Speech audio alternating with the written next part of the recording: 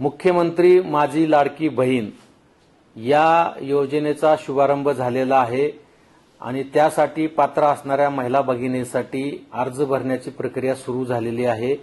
त्यामुळे उत्पन्नाचे आणि रहिवासी दाखले प्राप्त करून घेण्यासाठी सेतू केंद्रावर महिला भगिनींची खूप मोठ्या प्रमाणामध्ये गर्दी होत आहे।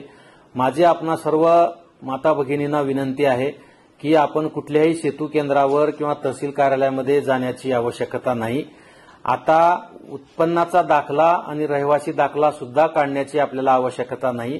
या योजनेसाठी रहिवासी दाखल्याच्या ऐवजी आपल्याकडे असलेलं ओळखपत्र, आपल्याकडे असलेला शाळेचा दाखला, जन्माचा दाखला यासाठी सुद्धा आपल्याला वापर करता येणार आहे।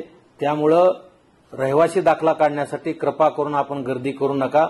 ज्या महिलांकडे पिवळे किंवा केशरी रेशन कार्ड आहे त्यांना उत्पन्नाचा दाखला देण्याची गरज नाही आहे।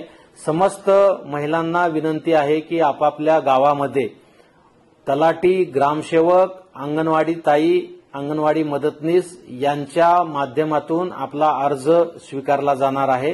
पहिल्या टप्प्यामध्ये 15 तारखेपर्यंतच अर्ज भरून घेतले जाणार आहेत अशी पूर्वी माहिती देण्यात आलेली होती। ती सुद्धा मुदत आता 31 ऑगस्ट पर्यंत वाढवण्यात आलेली आहे। सेतू केंद्रावर किंवा इतर कुठल्याही व्यक्तीला कुठल्याही स्वरूपामध्ये पैसे किंवा इतर जे शासकीय फीस आहे ती वगळता इथले कुठलेही पैसे देण्याची आवश्यकता नाही। पात्र लाभार्थ्यांना निश्चितपणे जो योजनेचा लाभ आहे तो निश्चितपणे त्यांना मिळवून दिला जाईल। आपण निश्चिंत राहावं, आपण काही काळजी करू नका, कुठेही गर्दी करू नका।